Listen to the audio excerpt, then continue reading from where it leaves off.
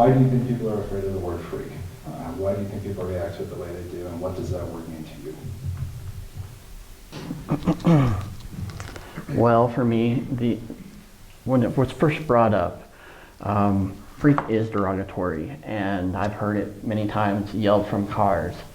That's just a common thing people yell, mostly males.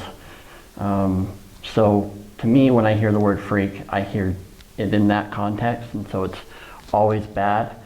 But my goal is to be able to use the stigma to gain attention to the fact that it's negative. I want to turn it to a positive thing. I want to take pride in being different and how that offers me a different perspective in life that others won't get. So it certainly means, well, it's different, but it's good. It's a good thing. I want it to be a good thing, but I think overall it is still a bad connotation. It's derogatory. But if anyone can use it, I should be the one to be able to use it. So. Well, I think particularly what Logan and Josh and Bill just said brings up an interesting contrast here in that you're kind of saying that there's not really any cachet to that word anymore. There's no credibility in it.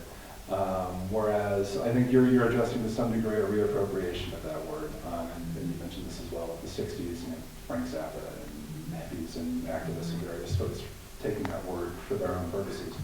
So I'm wondering if, I'm curious what you think about the kind of that reappropriation of that terminology, which is coming about in all kinds of ways. For example, Jennifer Miller, who is part of, what is her show called? She runs one of the large sideshows on Coming Out now. She's a bearded lady. And she uses that word very, very often. We've seen this come up with American Horror Story, which we may talk about a little bit more later tonight. I'm curious what you think about those kinds of reclaimings of the word, and then also if there's something you would use instead, what terminology you would prefer, what terminology you think suits these kinds of purposes better.